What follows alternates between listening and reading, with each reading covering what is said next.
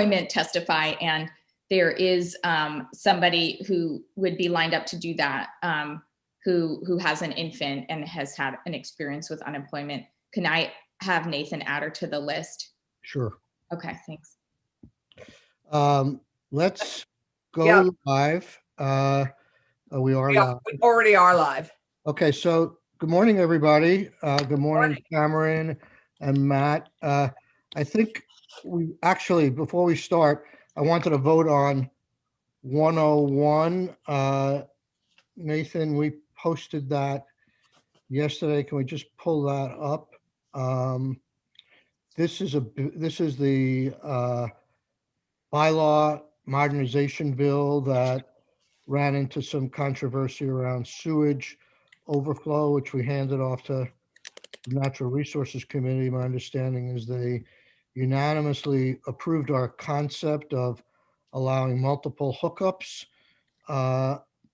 but they also did tighten it a little bit in this amendment to make sure that every single requirement, and actually more, that presently exists at the state would be required of the municipality. And they added in the third instance a notice requirement like you would have to do with a building permit, which is not already exist in Vermont law. So my conversation with Senator Brock, they even made our bill tighter in this respect. We've heard from Senator Bray, and we were just about to vote.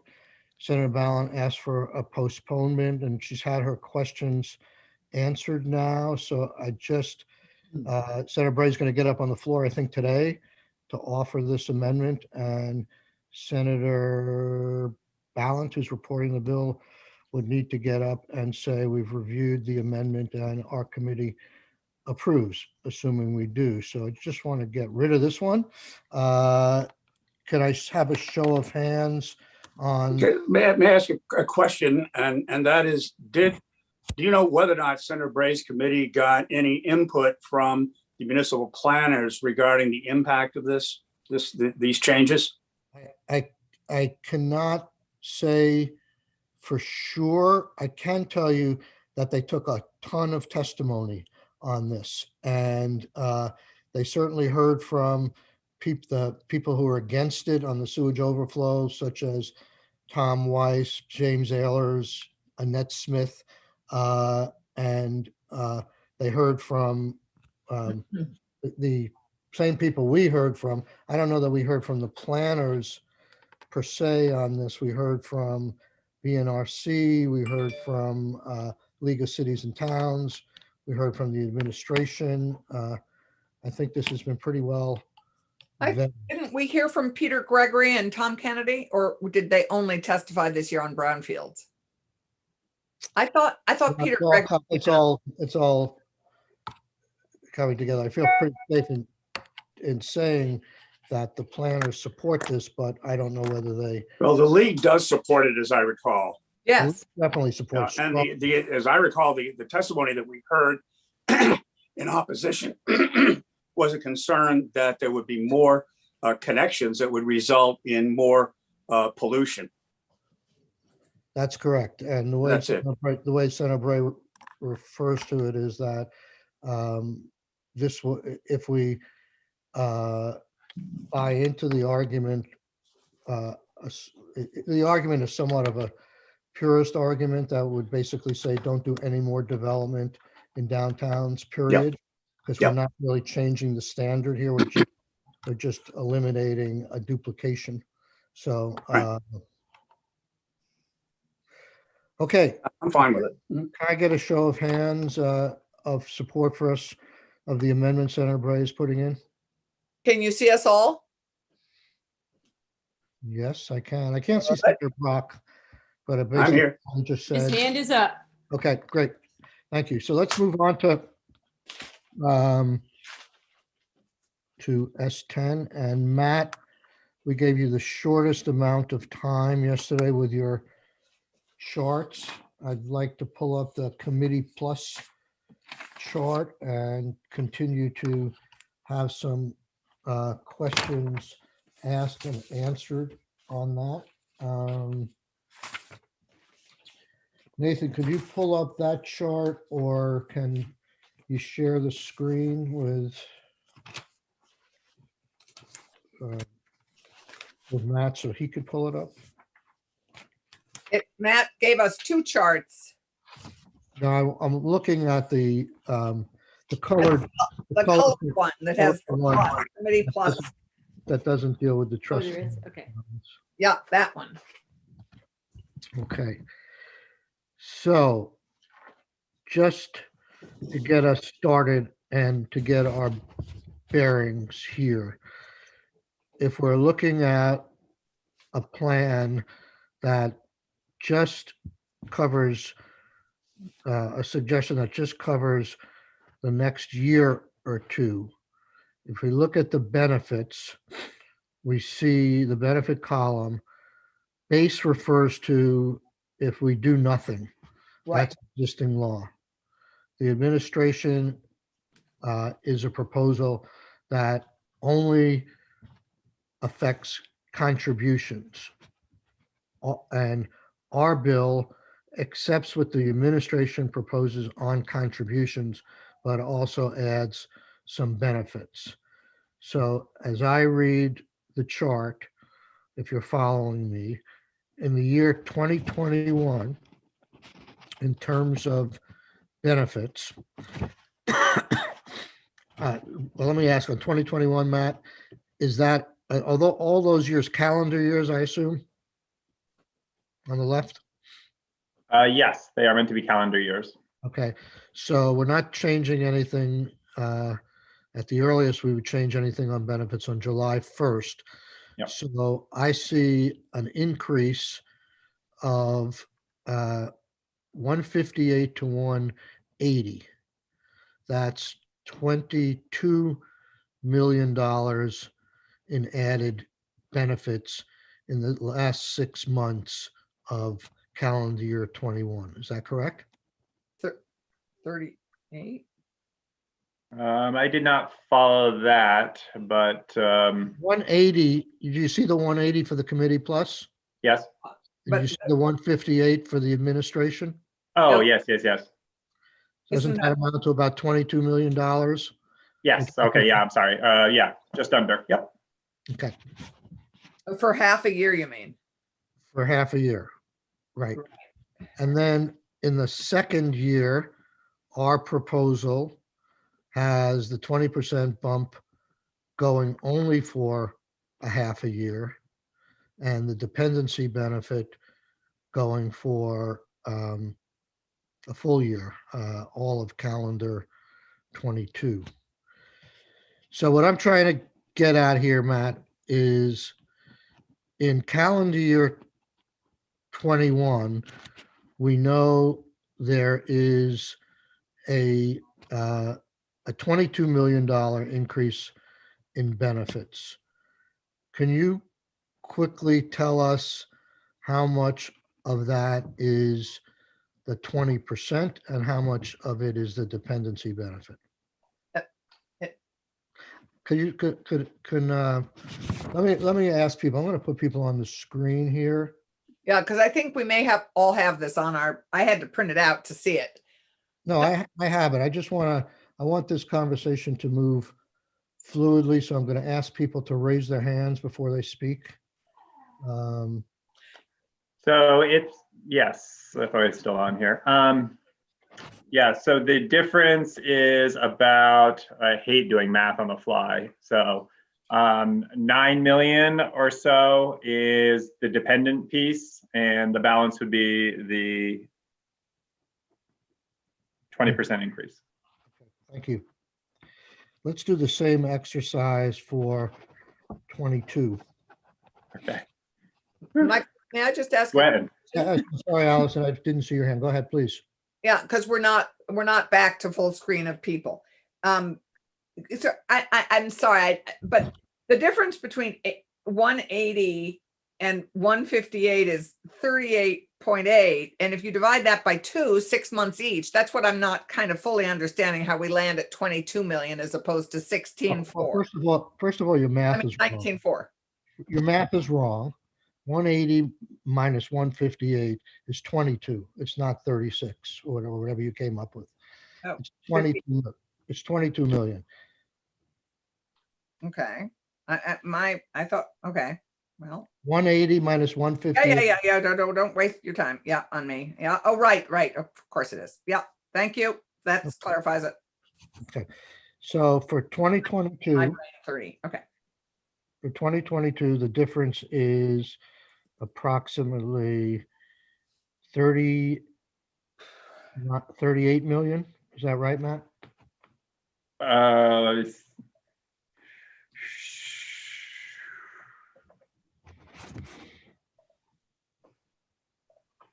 yes, Okay, 38.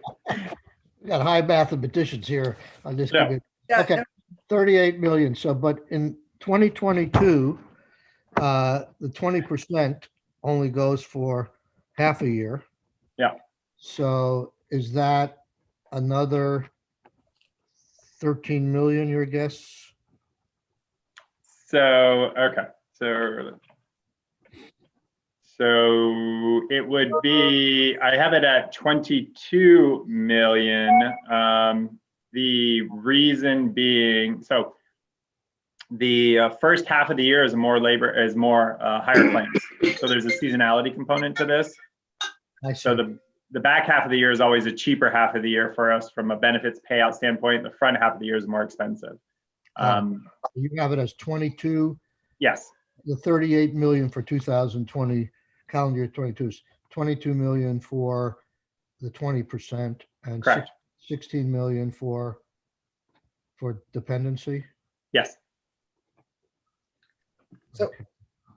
So I had, And these numbers are all going to look different because a lot of the conversation Joyce and I had before this committee previously was on fiscal years. And so all the fiscal year data has had to be converted to calendar years to be consistent with my trust fund modeling. So, okay. So yeah, that 16 million seems a little high for the second year out. because You I have- forecasted for the first year it'd be around 20 million. Oh, I thought you had 18 and she had like 15 or something. Or yeah, 18. Yeah, probably. You're probably better. All right, so the total, if the program, if the benefits stopped at the end of calendar year 2022. No, okay, let me see. So we had $9 million in the first, in calendar year 2021 for the dependency benefit, right? yes. And 13 million for the 20%. And here we have, okay, so there's 22 and 13. That's the 35 you've always been saying for the 1 year 25%. And into calendar year 22, we're up to 31 million. No, wait a second. 25 million. 25 million for dependency. Okay. Now, given your seasonality thing, what can you guesstimate 6 more months of the dependency benefit?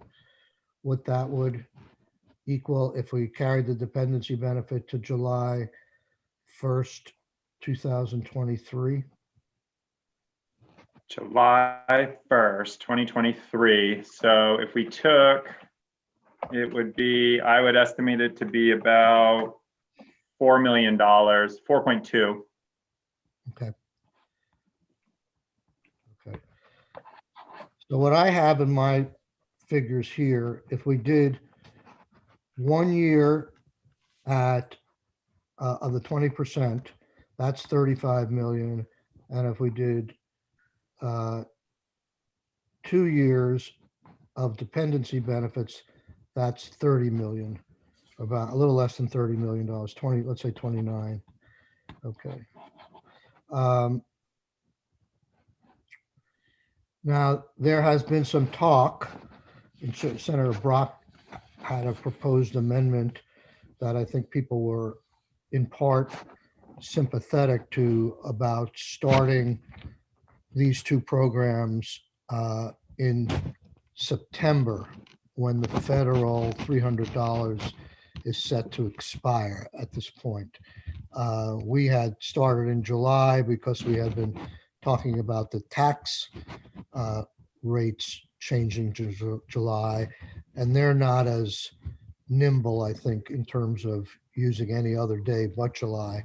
But the benefits, because they're new, we could start them any day we would like. So I know you can't do this off the top of your head, but if we looked at a 2-month reduction in these benefits, starting them in September versus July, that would be like 1/6 of the calendar year. Can we take 1/6 off these numbers, at least for 2020, for the 20%? It's a 1-year thing, so we make it a 10-month program. Could we take 1/6 off that total of 35 million? Would that be a rough, fair number? It's in the middle of the seasons too.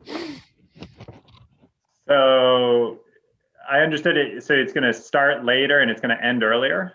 Is that? No, it's at the same time, July 1st. Oh, okay. So then, yeah. So you just take 1/6 off the first year's iteration. Okay, so that's 35 million. So we take off about 6 million, 29. So each of these, and then we would take a little bit off. You had 25 million for the first. How much would you take off on the dependency benefits? I had both of them. Right now I have the 20% at 29 million if we started on September 6th. And I'm just trying to think how much we would take off on the dependency benefit if we started that 2 months. 2 months later. Mr. Chair, may I ask a question? Can I see if Matt has an answer first? Yeah, if I understand, we're talking about calendar year 2021 and delaying the program start by 2 months in 2021, correct? Correct. So if we look at the 1-year differential, which we talked about as being the 22 million, we can take 1/6 of that, I believe, if I'm following your logic. Okay, so that would be like 3.5. Okay, so that brings that down to about So 50. take it down to 19 million as opposed to 22 million. Okay. 19. Okay, so I have at this point, and we can double check this, that if we were to start both of these in September and run the 20% through July 1st, and if we were to, that would cost about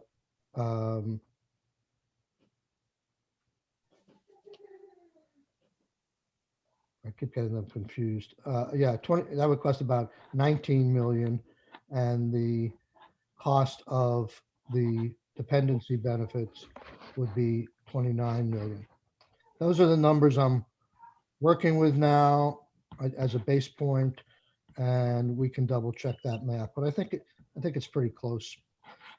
Okay, let's move over to contributions.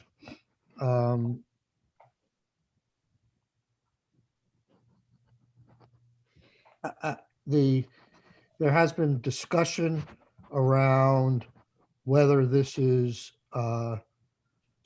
pure tax relief or it's a tax deferral. And I know people disagree on that, but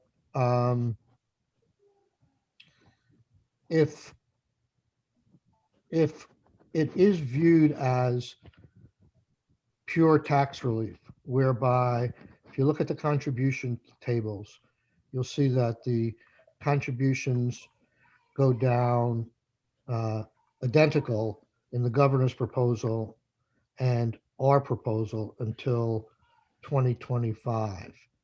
And my calculation, I've always thought that the contributions, if you add the differential in from the base, excuse me, 2024, they start going up again. But if you add the contributions in 2021, 2022, and 2023, I'm hoping those differentials equal 127 million. Is that your recollection, Matt? Or we could do the math real quick here. In the first year, there's a savings in calendar year 2021. There's a savings of 38 million. In calendar year 22, there's a savings of 47. And in calendar 23, there's a savings of 32. That equals 117. Okay. No, it does come out to 127. The 3-year differential is how I'll characterize it between calendar year 2021 and through 2023 comes out to 127.1. Okay. So can I ask maybe Senator Brock was gonna raise this. Senator Brock, I apologize. You're the one person that I do not see on my screen. So if you have a question, please. Well, the only question I have is if you take your chart and you simply total the 10-year period, and really it's a little longer than 10 years, but if you take the 10-year period, 2021 to 2031, and you add up the contributions in each column, which is really what I'm getting at, would the column of base, admin, and committee total essentially the same number? If you totaled all of them, as you suggested, the differential would be 9 million. All right. And so if you took just the base and the administration recommendation, which leaves out the increases, what's the differential between them? Do you know what that is? 9 million. 9 million. Yeah. So in theory, and it's 9 million more that would come from the base rather than the admin. Is that correct? That is correct. All right. So you have 9 million, not 127 million. Senator Brock, I know the point you're trying to make. I think we're all well aware of it. I try to preface this that there's disagreement whether this is a loan or relief. I was going to get to that point as to, how it goes up in future years. I'm just trying to deal with the immediate term right now. I'm not going to disregard that. I mean, the question is, I think, and I have admitted all along that when we dealt with this last year, the administration came in and said it was $36 million when they were going from 5 to 3 in rate relief. It wasn't really clearly expressed, or I don't think anybody really picked up on the fact that that could have an impact in the out years. The difference, I think, between your position and mine is those out years are very uncertain. You have $1 in your pocket now over these next 3 years. We don't know if the economy is going to change, where it could affect there's a lot of assumptions built in there. You and I and others have been talking about right sizing this trust fund balance. So we may never ever get to that point. But let's move on. I think this is an area that we can come to some ultimate agreement on. I think our points are both well made at this point. So, well, I guess one way to do that would be to retrospectively look at the benefit as you go forward and adjust it accordingly, so that there is not a gain. In other words, you don't have to stop at 1 year, 2 years, or 3 years. You can continue to retrospectively look at it back to that period and then ensure that you are not getting a benefit, because that isn't the intent. Well, in fact, I think we may disagree. I think the intent is to benefit both sides and give people benefits. And that's where I see this as a win-win proposition. Not, but I put this side by side with the existing law, and I see both sides benefiting handsomely. And, well, not handsomely, but they definitely benefit. And I think the trigger for me in this bill, and why I feel strongly about it, is because as we work this up, we've agreed that the trust fund is projected to be healthier than it needs to be, and we're in tough times now, so we can afford to jumpstart the help we give to both sides in this proposal. And that's what my personal, what we're trying to do here. And it seems like from the business side, all they're suggesting is we want help, but we don't want to help the workers. So we just want one-sided changes to the trust fund balance in terms of distribution. So, but anyhow, so let me just go back. So if we were, and Senator Brock's point is something we do need to get to, but if we were to stop all these changes in 2023, at that point, we would have 127 to the good to benefits, to the good to business in terms of rate relief. And we would have 48 million in help for beneficiaries. So I want to look at ways, if we want to go down this avenue, to essentially address the tail. In my simple mind, if Sorry, somebody needs to mute. Who's making all that? Yeah. if in my simple mind, if we had let's say we had an outside funding source that could cover years. I look at this chart again and I see contributions under the administration plan starting to go up in 2024.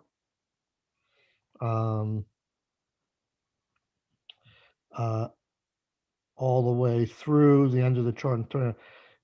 For that amount, which I assume is $118 million more expensive to business over that period of time versus what existing law has. If in each of one of those years, and I'm not saying this is practical or doable, but just to get a concept out, if the trust fund or another source wanted to be directed to write a check out to each individual business for its loss in those years or its increased taxes, in my mind, that would hold them harmless from the changes we're making from 2024 to 2031. And that would certainly give more teeth to the argument that we're giving them $127 million in rate relief right now over the next 2 fiscal years, and we're holding them harmless from any increase that reduction in taxes would cause in the next 8 or 9 years. Does anybody disagree with that as a concept? So, Mr. Chair, I think what we're going to hear. I'm not asking people whether they support the idea, just as a concept. Would that achieve that goal?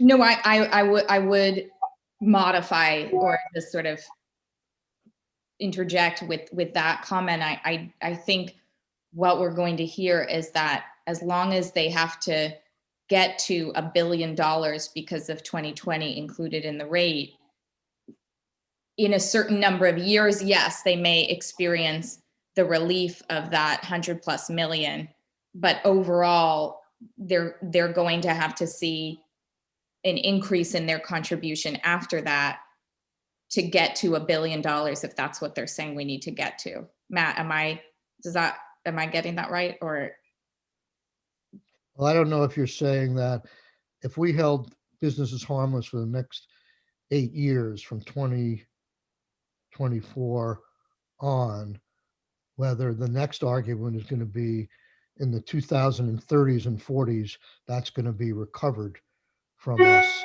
I mean, there comes a point where an interest-free loan for decades, that doesn't have to work paid for decades, is certainly of significant value to preventing rate shock now.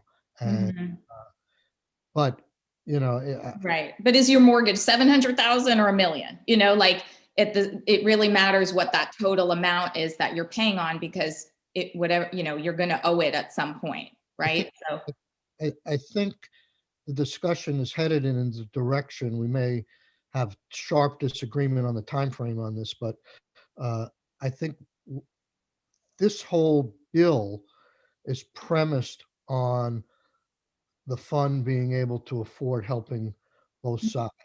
And even with the helping both sides, if you look at the first column here, there's not a hell of a lot of difference in what existing law yields us in 231 and what the committee plus. And we all agree that that's too high. I mean, we've heard from Matt, I think that, maybe he can't firmly say this, it's a policy decision, but a more realistic number we should be shooting for, maybe 600 million. So that's a different conversation. And I think the time has come, and it probably would have come regardless of COVID-19, for us to relook at what we did in the grand bargain in 2010, because clearly we will have a very healthy trust fund,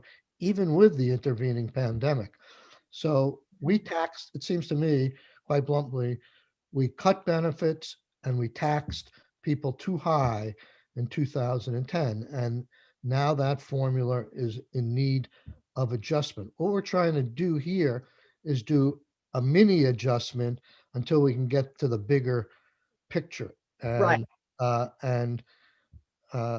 The committee vote indicated that we want to do it in a way that honors the grand bargain, where both sides are players and participants in it. And the opposition that we've heard is no, it should only be the business community that benefits and not the workers in terms of passing out some of that money. Well, So, again, Michael, I disagree with the opposition being based on that at all. I think there's a fundamental difference of view as to what is a gift and what is simply a deferral to be paid back in full. Now, I think you take the health of the trust fund in terms of what the appropriate trust fund balance is, that's a separate issue entirely. I agree. So let me ask you, Senator Brock, after you make, I respect the statement you made, but if we adjust the committee amendment to turn it into a grant and not a deferral, which seems to be the heart of your argument. Well, I guess the question is to adjust it. When you adjust it to a grant, it immediately begs the question, well, where's the money coming from? If the money is coming from adjusting the ending trust fund balance, that's not a grant. What that is correcting an overpayment. That's a very different view. If folks are being charged too much to begin with, the notion of correcting what that balance is to the actual amount, that's what we ought to be doing. That's what we've been doing all along. We have, though, a formula that created a very, very different end product when the formula operated on the basis of normal times. And in abnormal times, we have a formula that doesn't work well. That's what we're recognizing. Senator That's Brock, not a gift to anybody.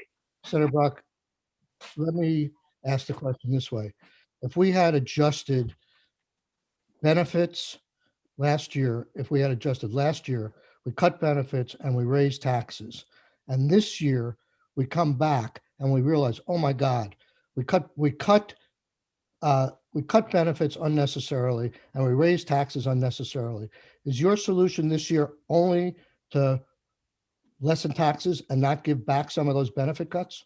Well, the question is, have we cut any benefits? We haven't cut any benefits. We cut benefits significantly in 2010 when Yeah. That's 2010. We're talking about the results of what's happened during the pandemic and the calculation associated with it. We're not talking about what happened in 2010. That's not even on the chart for calculation purposes. Well, it's on my chart. It's definitely on my chart, having seen exactly what happened, where people everybody lost a week's worth of benefits. People got their benefits frozen and cut in some instances. Their accrued holiday pay was removed permanently. All of those things happened when we thought the trust fund had too little money. Now we have a trust fund that has too much money, and we're trying to make a temporary fix now and a long-term fix probably as early as next session. And I think that's, in essence, we're going around in circles. That's the heart of this argument. Do you feel that the only adjustments in time shall go to the benefit? There is no bill in the entire legislature that's helping businesses other than this one.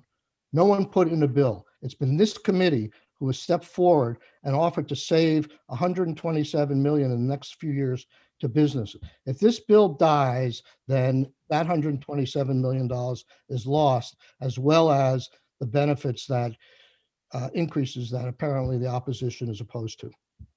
So that's where. I look back at the amount of testimony that we've taken on all of these increased benefits, and particularly when you get to the child care benefit, the answer is zero. None. I don't think that's accurate. I think you're doing a little inside baseball here. That idea, as you recall, even as late as last September, I had asked the department, I'm not going to decrease taxes unless there's some commensurate increase in benefits, given the way both parties share in the value of this fund. They offered nothing all along. It came up to a point where we started a month ago suggesting things like dependency benefits and the 20%. And, we'll hear a lot on the dependency benefits, but I will eat my words if I hear market policy testimony that comes forward that is not sort of self-evident on its face as to the benefits and potentially the downside of the dependent benefits. But people did submit testimony in writing on the dependency benefit. It was out there, I think, as early as mid-February, and everybody knew that was going to be that a benefit increase was going to be part of this bill if it was going to come out of the committee. Well, again, I sat on the committee and I sure didn't know that. I just want to say something that I don't think has come up, that I hope, illuminate some compassion for businesses, as well in all of this. I think it's a win-win if we remember that everyone's kind of suffered in this pandemic. And, a lot of businesses, we haven't really heard about the experience as much of businesses who've had to take on a lot of loans, who've really leveraged themselves to get through this crisis.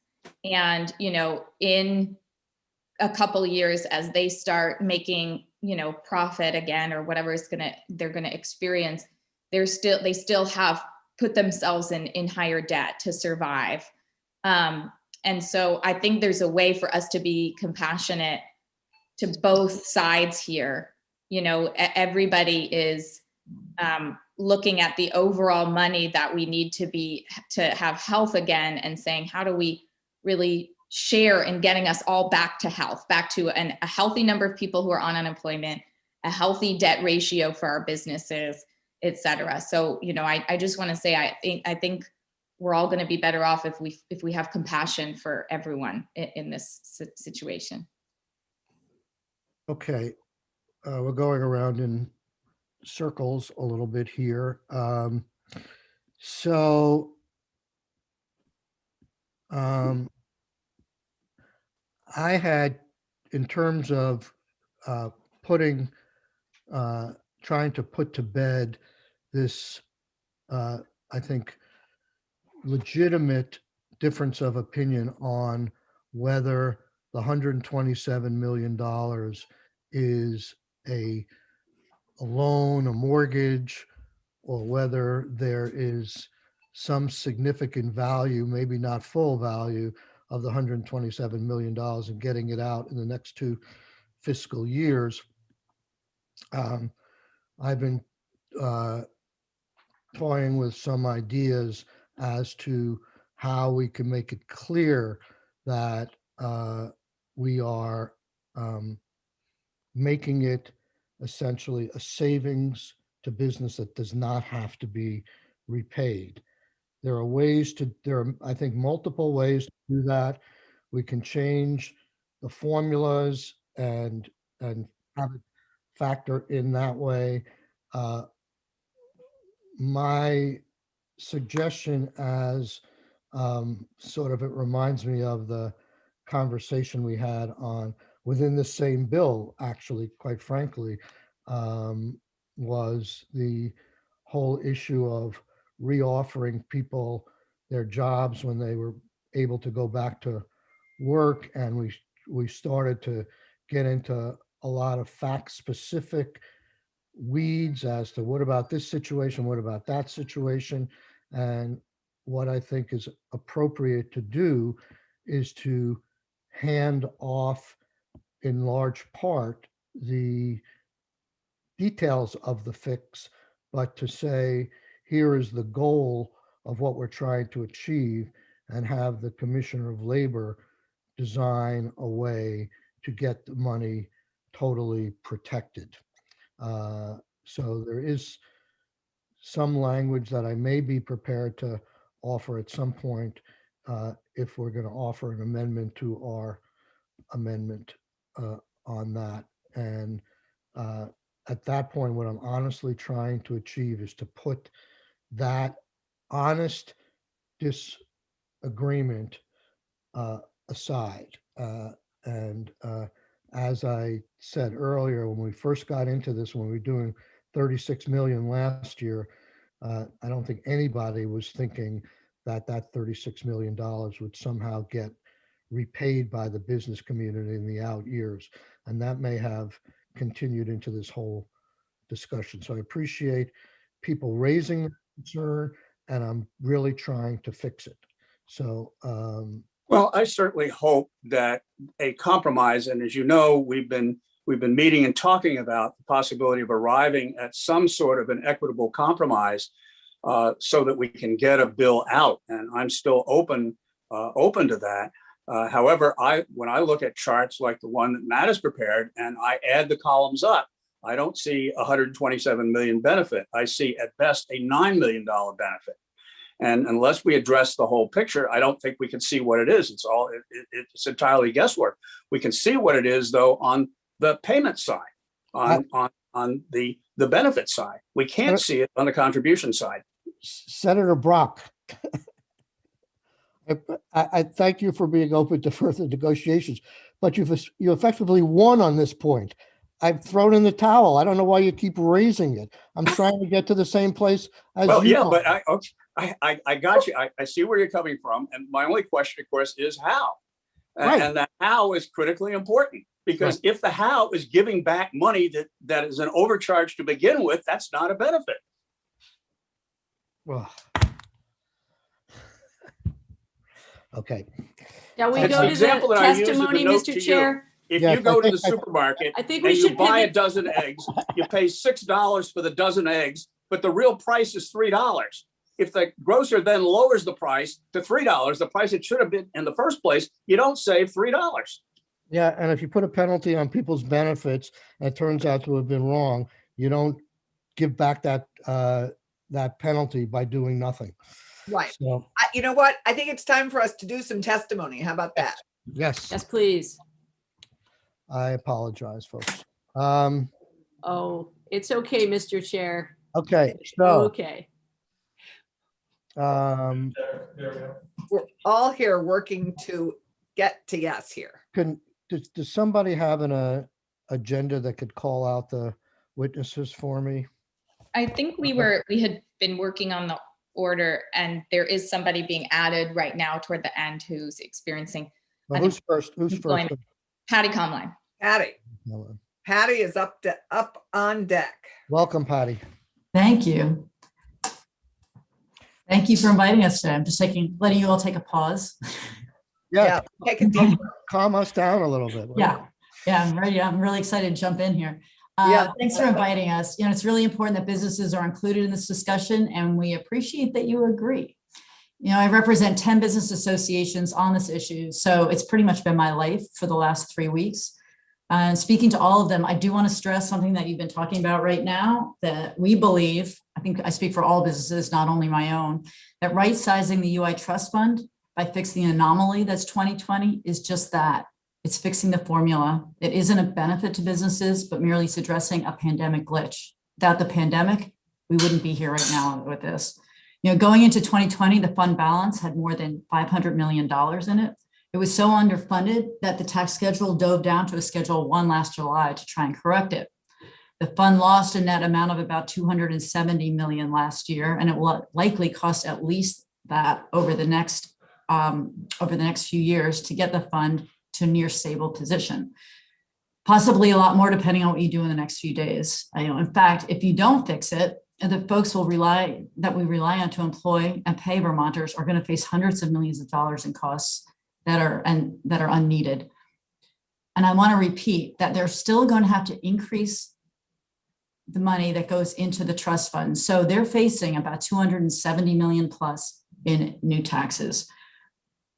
So many of these people, they're small businesses, and they have families, and they've suffered tremendously through this time. And I know you're all aware of that, and you're going to be hearing them when the grant conversation comes up. Now, regarding your benefit proposals, a lot of business owners are concerned that as the economy opens up in July, the federal benefits coupled with these benefits will make it more challenging for people to find work. The hospitality industry in particular has been gut punched. They haven't received any support to help them with their bills since last September, since they received those grants for September. And the stress that they're under is palpable. And this is an additional burden, and it's really tough for them to take. They're hoping to open up in July, and they know it's going to be a challenge to find people to work. Having said that, we've all been talking a lot, and I can speak for many of the businesses I represent when I offer this proposal to you. We propose to remove the 2020 from the UI Trust Fund formula. This will accurately correct the balance that needs to be in the fund. We ask to freeze the rate at Schedule 1 for 1 year and limit the increase to Schedule 3 the following year. This has no negative impact, and it just smooths out the payment increases for these beleaguered businesses. We also propose to provide a $25 dependent benefit per person that would begin when the federal benefits end in September 2021 and continue the subsidy until the end of the fiscal year in June of 2022. I can confirm that a number of businesses will agree to this. Among them, to name a few, are the Vermont Veterinary Medical Association. They asked me to let you know that. The Vermont Lodging Association, the Regional Development Corporations, and I have a longer list of businesses that would support this. I can also confirm that there are other businesses that are not willing to agree, because all of our businesses know that paying for this added cost on top of having to pay for refilling the state's UI coffers is a very large burden on businesses that were financially impacted through no fault of their own. As you're the Committee on Economic Development, the businesses I represent want you to know that we would love the opportunity to work together with you to find the best ways to recruit people into the workforce and to match them with relevant upskill training. I know we had people in from Vermont Builders and Remodelers Association to speak to you 2 years ago now to talk about these things, and the committee was really excited to work with them. Providing these opportunities will help people realize their full potential, and empowerment is an incredible motivator. Your committee's efforts can make that difference. We would look forward to those conversations when we get past this. Thank you. Patty, where is the $270 million figure come from? So when you were going into 2020, there was over 500 million in the fund. That's been depleted. They have to make that up. So that gap, they have to make that up. So that is an increase on them right away. So I think you're at 218 million now. I don't know where you're going to land if you take out 2020. I think next year it's, what is it, 400 million? The gap between where they were going to 2020 and wherever you land, that's a tax increase on all of these businesses. You know, it sounds to me like you're asking for far more than the governor even was asking for. And the governor's proposal, which we've accepted in our amendment, had the taxable, we froze the taxable wage base and we froze it at level 1 in next year and then to level 3 the following year. My understanding from the department is that is in those 2 years, $127 million reduction. Are you saying you're now on $270 million? No, you're not understanding what I'm saying. No, and I believe Matt Barrowitz told you yesterday that that 127 million, it does get paid in the out years, so it's not a benefit. That's not what we're saying. I'm saying that the gap, beginning in 2020, everything was going along. They were paying their taxes. They were Schedule 1, and then the pandemic hit. And we went through about $270 million in UI payments that those businesses are now going to have to make up. That is a tax increase on these businesses. Beginning of 2020, they didn't have that. The UI coffers were filled. They were paying their Schedule 1. Okay. Now there is a gap that they have to make up. That is increased costs on all of these businesses, and they're accepting that. Well, I guess I see the gap that we're trying to alleviate is as $127 million. So we're not increasing, going from level 1 to level 5. We're keeping it as low as can be, and that saves the businesses $127 million in the short term. We're not going to go down that argument again at this point. But I just don't see any requirement in law that says businesses have to make up and bring the fund back to $500 million. No, if they will have to make up. They're going to have to refill the fund to whatever you decide. If it's taking 2020 out of the formula, then they will have, you've got those runs by Matt from yesterday, right? So if you take, I don't have them open in front of me. If you take 2020 out, they're going to have to make it up to that point. If you average 2 of the worst years, there was a different number you had. If you don't do anything, it was almost $1 billion that they are going to have to put into those UI coffers. That's got to come 100% from business tax, from UI taxes paid for by businesses. So are you saying that because they have to put that up, you're asking now for $270 million? No, I'm pointing out that you're looking at this as $127 million benefit. I'm explaining to you that they have to refill to some point hundreds of millions of dollars into that fund. They have to repay it. Whether they repay it on up front loading it or spread out over time, that's a decision you make. But they have to pay it back. They're on the hook for that money. Okay. And the only difference that we have, and I'll end it here, is that we've been talking for the last half hour about not having them have to repay it back. And Right. I just want to say, In total, like okay. by adjusting the fund, it's not like they don't have to pay it back. You're adjusting the fund.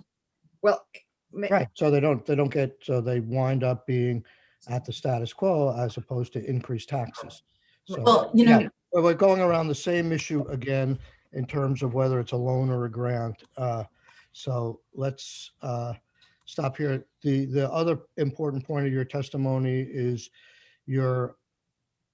if we do, well, I guess I'm a little unclear as to you said a $25 dependency if we strike the 20% increase.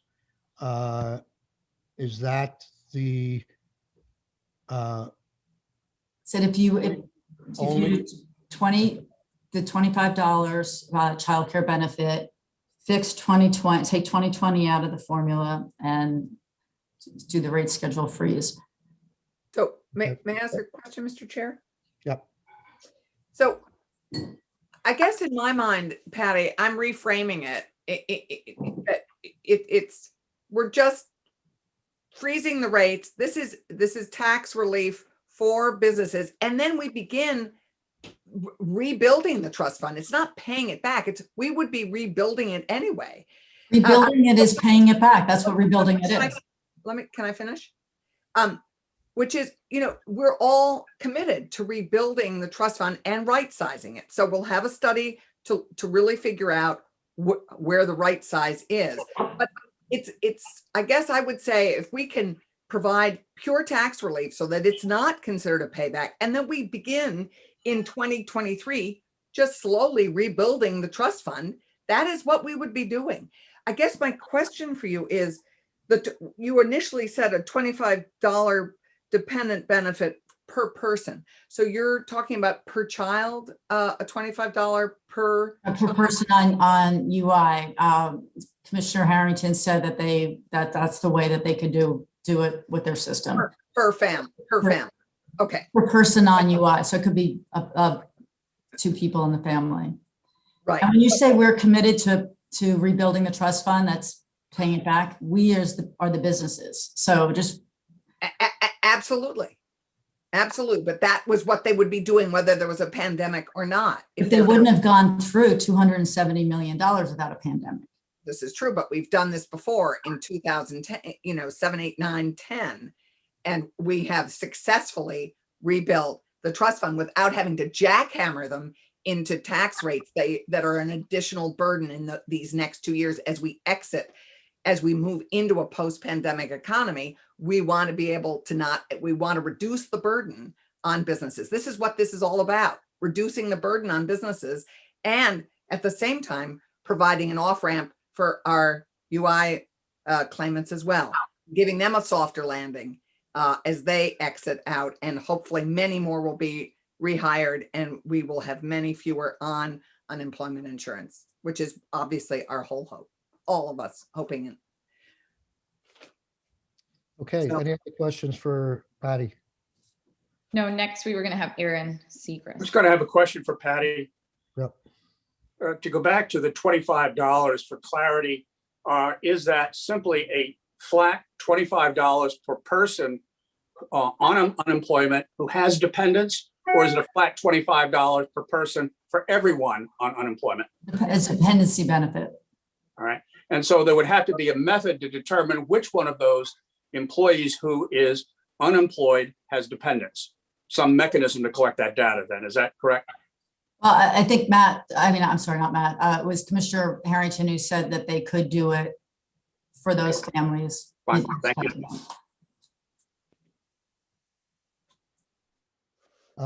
Austin, good morning. I think Aaron was Oh, I'm sorry. Erin. Oh, there you are. Hi. Good morning. Good morning. Thank you for having me. For the record, Erin Segrist, President of Vermont Retail and Grocers Association. We represent over 750 members across the state, inclusive of general retail, grocery stores, convenience stores, distributors, food producers, and business service members. So I appreciate the spirited conversation and the opportunity that you have provided for the business community to weigh in. So as you've just heard, there was more than $500 million in the Unemployment Insurance Trust Fund prior to COVID-19. And as a result of the pandemic, the fund has been drawn down by almost $300 million now.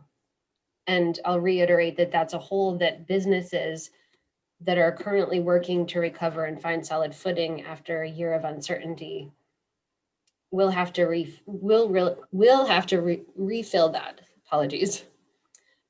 These businesses have faced unexpected additional costs, whether it's personal protective equipment, additional safety equipment such as plexiglass, extra cleaning, increased costs of products, additional time in finding products to make sure that customers have access to what they need or want.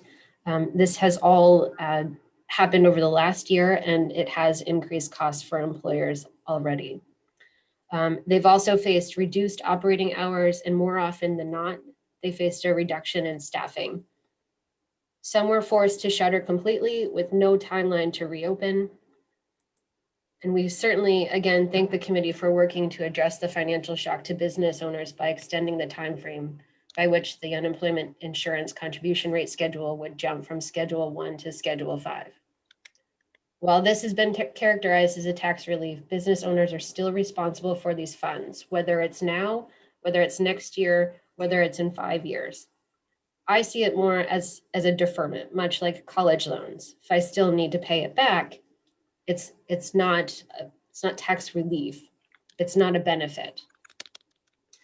When I began receiving calls the week of the pandemic, the first question I heard from many of my members is, how do I keep my employees safe? Business employers want to do whatever they can to support their employees. So I believe it's disingenuous to say the business community doesn't want to help workers when business owners are the ones funding the system to provide the safety net that they have access to in times like these. But the numbers tell the story. The American Rescue Plan Act provides an additional $300 per week on top of Vermont unemployment insurance, as well as other benefits, $1,400 stimulus checks, $10,200 in tax breaks on unemployment payments, and additional changes to the child tax credit. Employees are smart, we all know that. They weigh their options and they make the best financial decision. While this benefits those on unemployment, it becomes very difficult for businesses to provide access to the goods and services that Vermonters want and need because of a reduced workforce.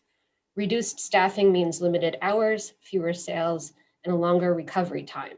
And a longer recovery time eventually prolongs the time it will take to replenish the fund as well as support the communities that these businesses are in. We oppose the increase to the UI benefit by 20%, and we disagree with establishing a permanent dependency benefit without a full discussion about the impact on stakeholders, all stakeholders. There needs to be an analysis of existing programs within the Department of Children and Families, proper due diligence of a policy such of this magnitude. And there are existing programs to support families, such as WIC and 3 Squares Vermont. Those are only 2 examples. As detailed above, employees that are on unemployment insurance are receiving a robust benefits package. And we don't believe that it's necessary to be adding additional benefits or increased benefits due to the federal benefit that is in place. Businesses' survival is based on the construct in which Vermont creates the opportunity for them to do business.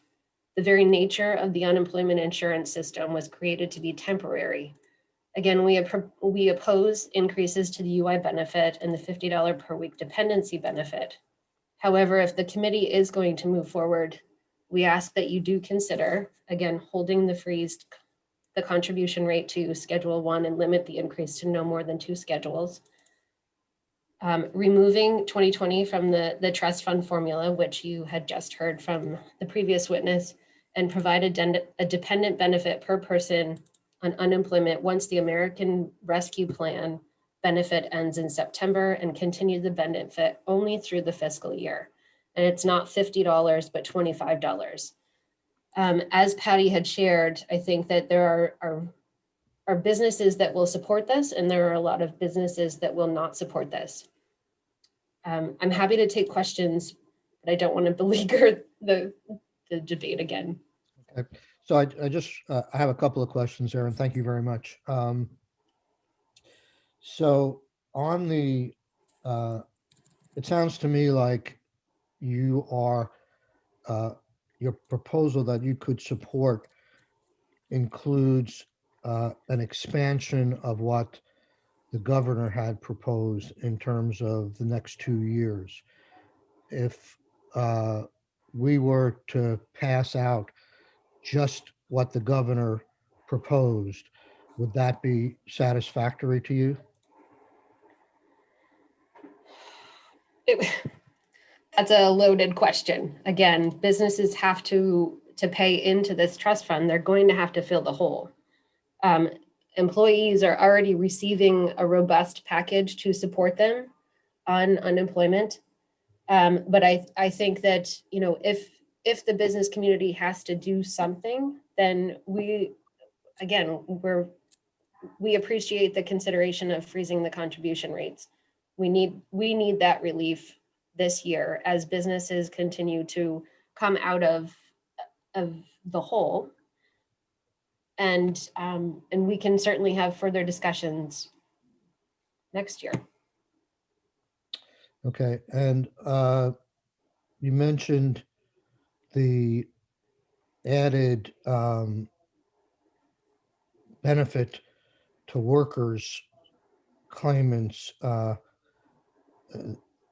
for tax deductibility. That's for beneficiaries in 2020, correct? Not going forward, right? I believe so. I'd have to double check, but yes, it is. And do you feel there's any connection to the a comparability to the tax deductibility we've given on $1 billion in PPP loans to businesses? I guess I'm not following that question. I guess I'm asking if you're saying that the fact that these benefits from last year might be not taxable. It sounds to me like you may be saying that that's not a good idea, but at the same time, the business community has enjoyed non-taxability of all their PPP loans, which amount to over billions of dollars.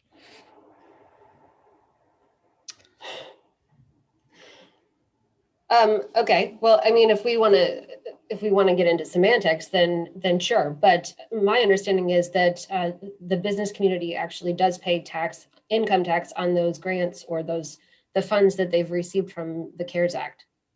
Am I wrong? Yes, it's been changed so that it's now tax deductible. All the forgiveness on those loans is now non-taxable and tax deductible. So it's sort of, I mean, it's an effort by Washington, I think, on both sides to try and stimulate the economy and help both sides.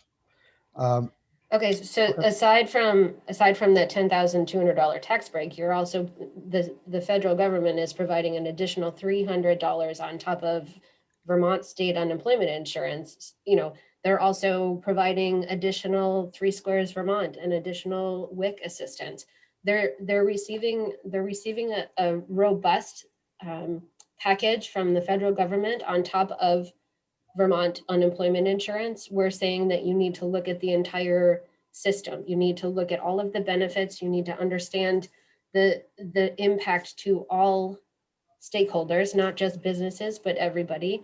And there needs to be a more in-depth conversation. I understand that there's frustration in a letter that I sent to the Senate about proposing this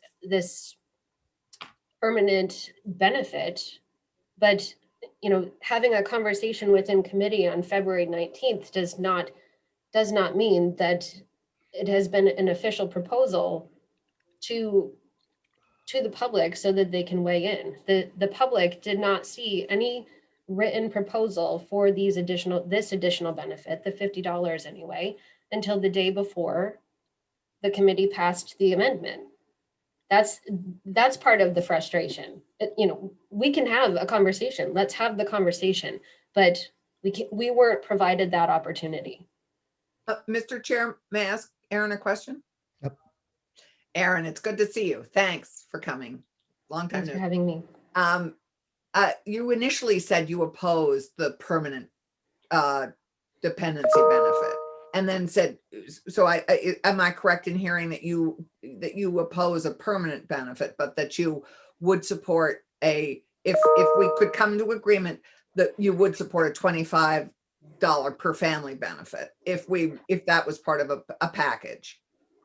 If the committee has to, yeah, if the committee if the committee wishes to propose and pass an amendment, then the business community,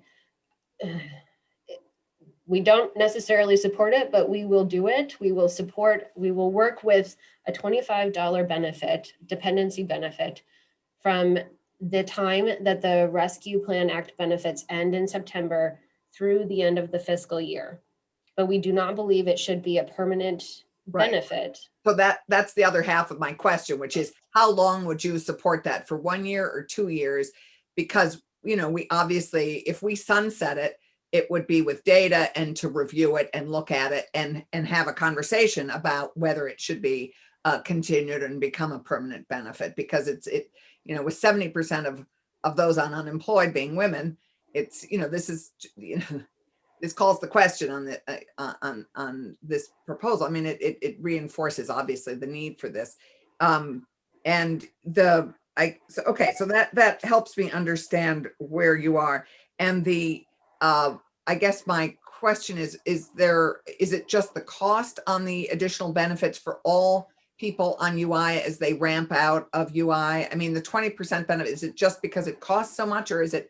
I mean, is the policy, if it was lower, like 10%, it's just, we're looking at only a 1 year benefit, additional benefit, once federal benefits expire for all the people on UI, who would we hope will be a significantly smaller number of people, obviously. Would you be at all open to lowering that percent, or is that an off the table discussion for you? We're not, yeah, that would probably be off the table. Businesses are reopening now. We're trying to bring back workers. And again, I said, employees are smart. They're going to weigh the financial benefits for themselves. If they're able to make more staying home than they would coming back to work, I would do that. But, we need to get the economy back. We need to get employees back to work so that we can have a more robust, our communities need to be brought back. And that means we need employees back. And we also need to be considering the mental health of those people who have been sitting at home for an entire year. Bring them back and give them something to look forward to, help them feel accomplished at the end of the day. And we have a rehire, we're encouraging rehiring. We want very much for people to be rehired and say, yes, we've upskilled them. We're working in all those directions. So thanks. Yes, I can share that the business community is as well. Senator Ballant was on our legislative day last week, and many of our members have had help wanted signs. They've had job postings since well before the pandemic. Businesses are paying well above minimum wage now, so that they can encourage or entice people to come and work for them. It's not working. And it's because they're receiving additional assistance.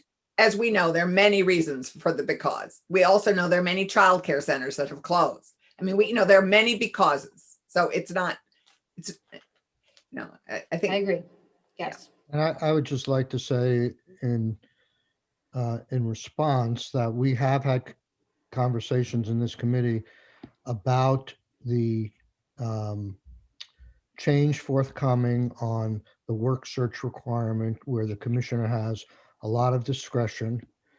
We also have heard from the commissioner that if somebody is offered a job and turns it down, they could lose their unemployment benefits entirely.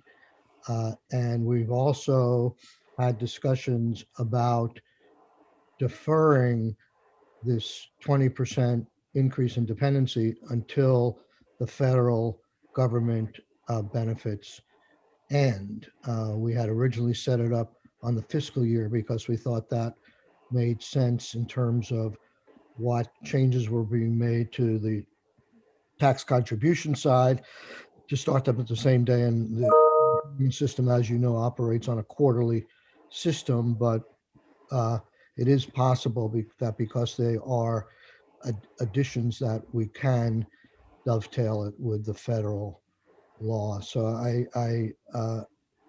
certainly, I don't know that I share your concern, but I think the tools are there whereby a worker who you say is incentivized to stay home and not look for work, there are tools out there within the department to tweak that to make it like, I don't think a lot of employers know that if they offer the job to somebody and the job gets turned down, that the person has jeopardized their entire future UI benefits. Right. So, And just to Mr. Chair, to tag on to that, we've asked the department actually to work on educating both employers and employees about that rehire understanding. Yes, and we certainly appreciate those conversations. We have monitored those conversations and appreciate your work in trying to encourage employees to come back and to encourage employers to rehire, et cetera. I think it's also addressing the system. Senator Rahm, I think you call it the mainframe. I'm not sure, but just making sure that the system works so that should somebody be applying for unemployment, it's caught quickly, that they don't receive it if they have been offered their job back. I think it's a systemic issue, and it's not sexy by any means, but fixing the system is something that I think that we've all pushed off for many years, and that's something that needs to be addressed as well. I do appreciate the conversations. We hear your conversations and share that with our members as well. But thank you. okay, we're gonna have to move on, I think, because we have a bunch of witnesses and we're running out of time. We'll take one more witness and then we'll take a probably two more witnesses and then we'll take a 15-minute break, and that'll be our only break for the morning. So do we have who is our next witness at this point? I think it was going to be Talina, Jordan, and then Austin. Have we set this up in terms of a balanced approach here in terms of order? I do see Jocelyn has come on, who was going to speak later. We could go to Michelle, to kind of balance it a little bit more at this point. I just was trying to see who's sort of present in our order. Let's go to Michelle or Jordan if Michelle's not here. Hi. Yep, I'm here. Sorry, just trying to get myself unmuted and find my testimony. Good morning. For the record, Michelle Fay, the Director of Voices for Vermont's Children. I appreciate the opportunity to testify today. I have to admit to only being made aware of this issue a couple weeks ago, so I've been doing a deep dive, but my comments are really focused on the dependent benefit. So that's what my testimony will talk about. Just one second. Sorry, I wasn't quite ready. Okay. Oh, nope, that's not it.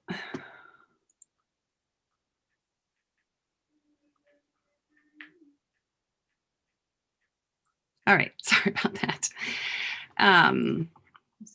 So one of Voice's primary policy objectives is to eliminate poverty and replace it with economic security for every child. And there are multiple ways to achieve this, but neither Vermont's low-wage economy nor our neglected safety net are meeting the needs of our kids and families. So some data points to support that. Vermont's average annual private sector wage of $48,000 and change places us 38th out of the 50 states plus DC and Puerto Rico, and 5th out of the 6 New England states. In contrast, Vermont ranks 12th highest in terms of cost of living. So you've got low wages, high cost of living, and that is a formula for economic hardship for many working families. To wit, 30% of Vermont's kids live in families with low incomes, which is defined as 200% of federal poverty level or below. So we can see that employment is not a guaranteed path to economic stability. And when families turn to the safety net to fill the gaps, To Ms. Segrist's point, they will not find adequate support to prevent hardship. As a state, we have failed to index our basic assistance programs to the cost of living. So even receiving the maximum benefits available leaves families in a precarious position. Material deprivation and instability are bad for kids in both the long and the short term. And what's bad for kids is costly in both moral and economic terms for society and Vermont as a whole. We know, for example, that kids who experience periods of impoverishment have worse outcomes when it comes to physical and mental well-being, cognitive development, school achievement, and emotional well-being. They score lower on academic tests, complete fewer years of education, and work and earn less as adults. The economic impact of the pandemic has hit caregivers, who are primarily women, and their children hardest. The US Census Bureau's weekly Pulse survey provides really useful data about how households are faring during the pandemic. And of particular interest to this discussion are the data showing that households with children are having more difficulty paying for their usual expenses than those without children.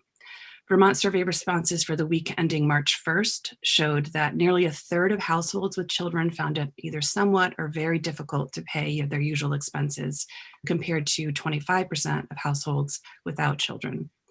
Respondents were also asked what income sources they'd used to cover their regular expenses over the past week.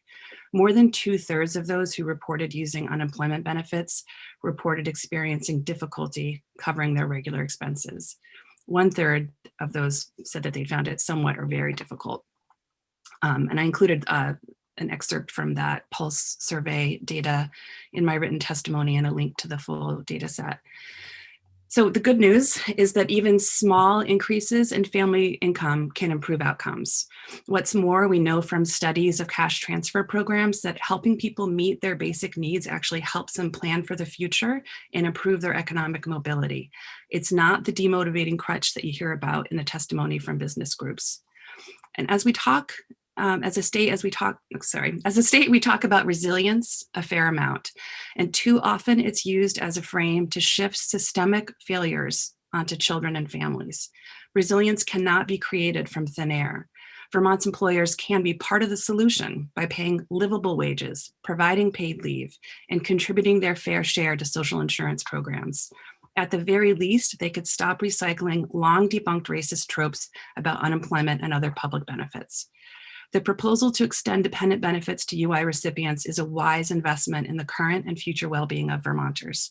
I thank the committee for your work on enhancing unemployment benefits to reflect the realities of parents and caregivers and to give our kids the best chance at emerging from this challenging time with their futures still bright. And one of the reasons I was kind of flustered when you called on me is I was doing some quick calculations just to try to figure out this robust benefits package that Ms. Segrist keeps talking about. And when I add up, a minimum wage unemployment benefit plus the federal supplement plus the maximum SNAP benefit, we're talking about $2,600 a month for a family of 3. That's not robust. That's not adequate to meet basic needs by any standard. Thank you.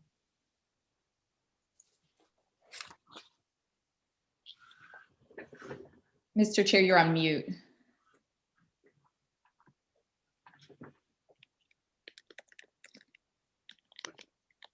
Sorry, thank you, Michelle. Does anybody have questions for Michelle at this point? Very helpful testimony. Jordan, would you care to go next, please? Happy to, although I did note that Senator Rahm posted in an alternative order, so I'm open for either one. I staggered it and have taken some comments in the chat about who needs to go when. So I had Talina next, then Jordan, then Austin. But we can. I was just trying to stagger people. Well, yeah, I'm trying to give some balance on this dependency benefit before we go into the break. So Jordan, why don't you go? For sure. Thank you all. For the record, Jordan Giaconia, the Public Policy Manager for Vermont Businesses for Social Responsibility, and appreciate the opportunity to offer comments and, of course, for the committee's steadfast work to respond to the pandemic and its economic impacts and social impacts. So what I'll say at the outset here, and I'll give the same disclaimer that Michelle did as well, is we're still kind of in the process of doing the landscape analysis of this bill. That includes, from my end, looking at long-term financial impacts, but also doing some consultation with partner organizations, as well as our member businesses and nonprofit organizations as well.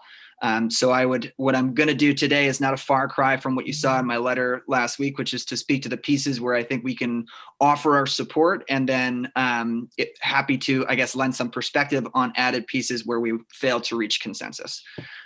So first and foremost, we're supportive of the pause for the rate schedule increases for the incoming benefit year, as well as that limitation on rate increases for the 2020 benefit year to rate schedule 3 instead of schedule 5. We see this essentially as just sort of a temporary deferral, and that would keep significantly more dollars flowing into the Vermont economy at a time where I think we really need them most, and also gives businesses a very valuable moment to catch their breath. I really can't emphasize enough, as we've discussed, just the incredible hardship both employees and businesses have faced during this time. So appreciate those pieces, and feel that this would basically help to both replenish the UI Trust Fund at a pace and scale that's not overly burdensome for our members, but also wouldn't take too many dollars out of the state's economy, but also recognize our responsibility to create a resilient UI Trust Fund. Additionally, we're very supportive of the enhanced unemployment insurance benefits for Vermonters, namely as it relates to the dependent benefit. We feel that the pandemic has really exposed and drastically exacerbated a lot of longstanding gender inequities and racial inequities within our state. So I know a few of these pieces have already been covered here, but I think it certainly bears repeating that women have historically taken on a disproportionate share of caregiving responsibilities. I will credit the Change the Stories Vermont 2019 status report on women, work, and wages in Vermont, who reference that women are actually 4 times more likely than men to cite family and/or personal obligations as reasons for working part-time, and 7 times more likely to cite childcare problems.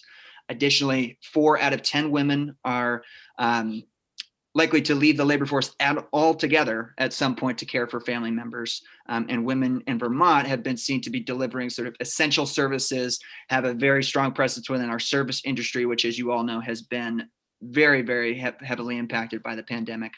So given these historic inequities, it's no surprise that the increased pressures of caregiving on top of the major losses in our service sector have created a much larger impact on Vermont women than men.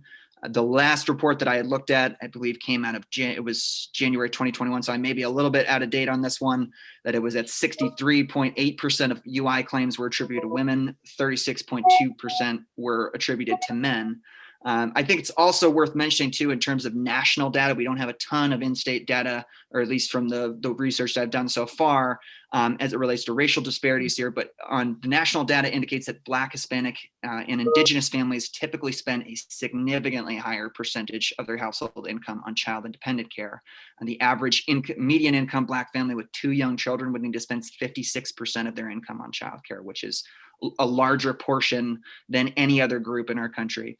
So what I would say here is that we feel that the $50 increase in weekly UI allowances as proposed in S10, we feel that that's the least that we can do to address these disparities and provide very much needed aid. And we feel that this benefit should be available both in times of economic strife as well as in economic prosperity.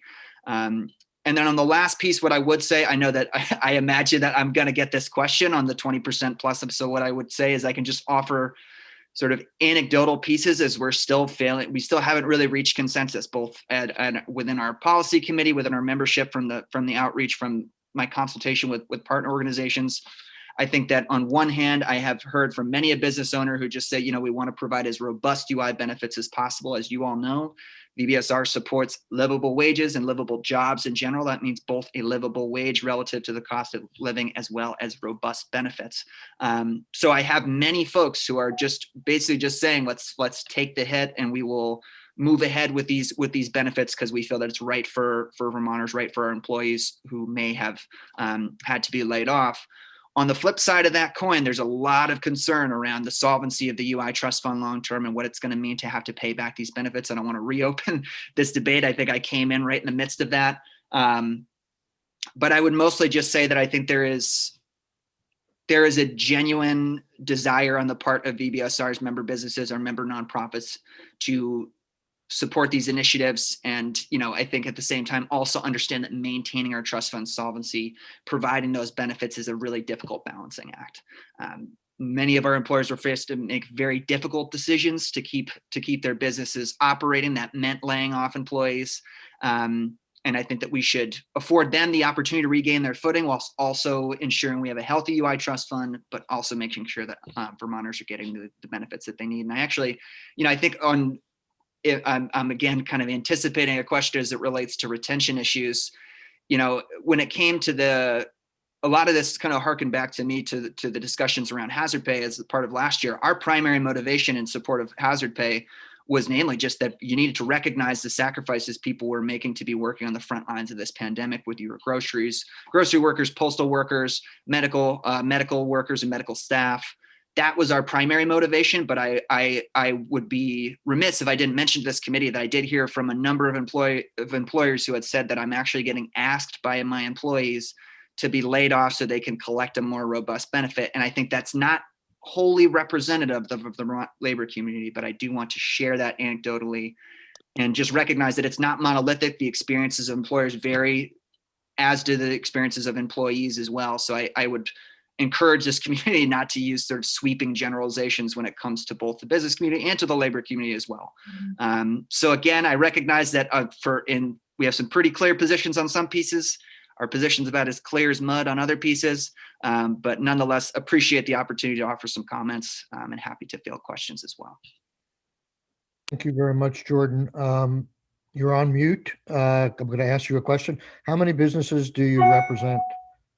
Right now, I think we're right in like the 650. We're between 650 and 700 right now. I can get you the definitive count. Okay. And is it clear,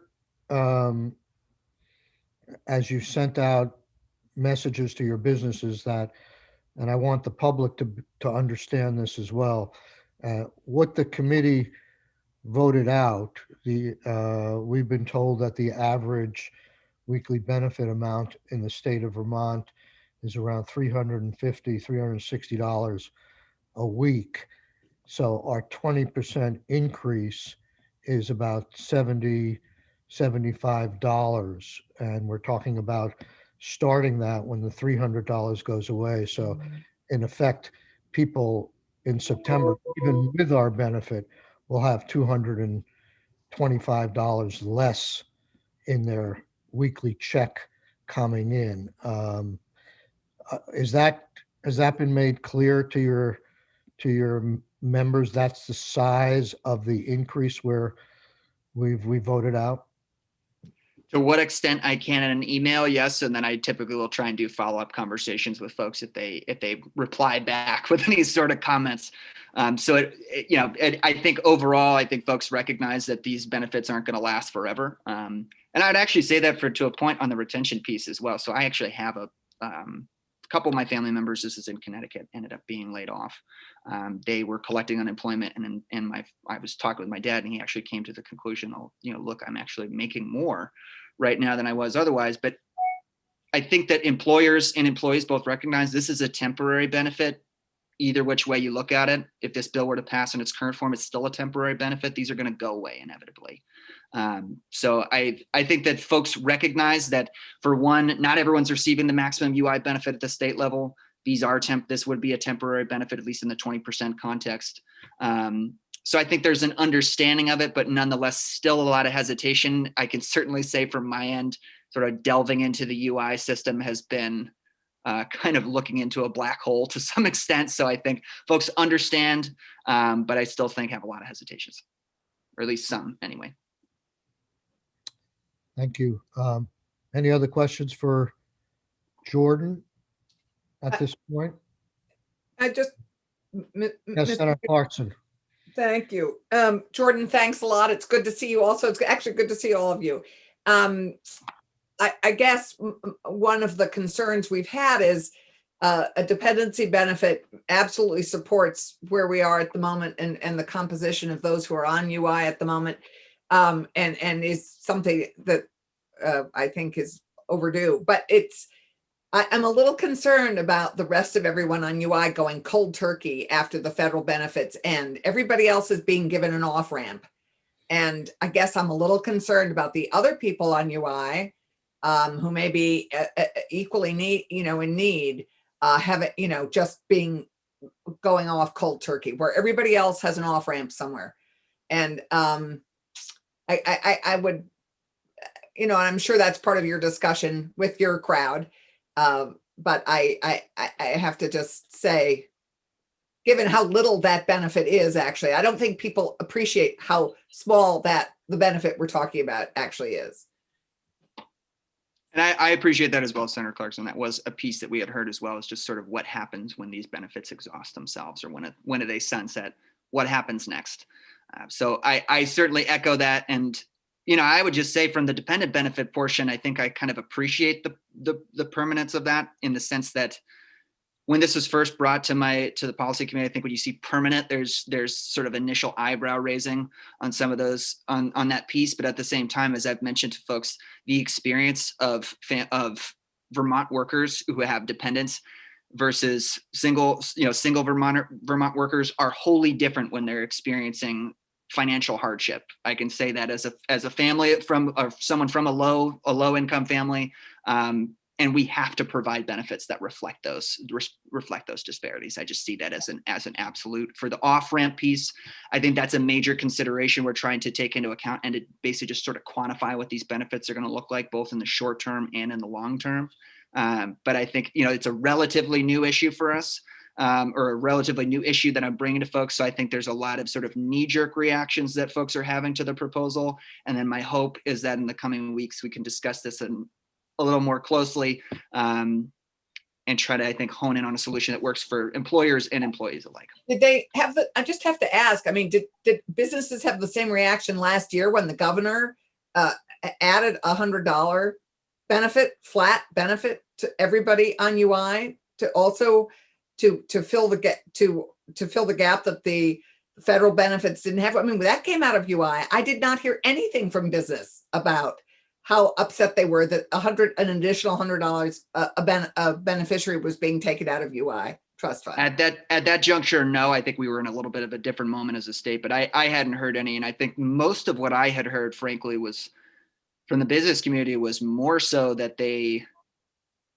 or at least from a few anyway. Again, I don't want to overgeneralize BBSR's membership, but I did hear from a number of business owners who had said, who am I to keep my employees here when they could be at home collecting a more robust benefit? So I think it was less so about financial concerns and about repayment, but more so, and not even about retention in the sense that their employees were asking to be laid off, but more so that business owners, socially responsible business owners who want to take care of their employees were asking themselves, how do I maintain my business, but how do I keep my employees healthy and whole at the same time? I think that was the bigger concern that I heard, more than the concerns about repayment or financial impacts. So just to be clear on that point, again, we're probably talking about not starting the $75 benefit until the $300 goes away. Just like in Washington, they had a big debate whether it should be $300 or $400. They landed on $300. And when a difference in what happened, the governor did propose $20 million to help beneficiaries get an extra $100. That was out of FEMA dollars. It was not out of the trust fund. And that may be part of the reason why you heard less, but nevertheless, I mean, I think there was a recognition that by the governor that they could use more money. So anyhow, unless there are other questions for Jordan, we have several more witnesses. We'll take a break till 10:30, and we'll pick up with those witnesses at that point. I thank everybody for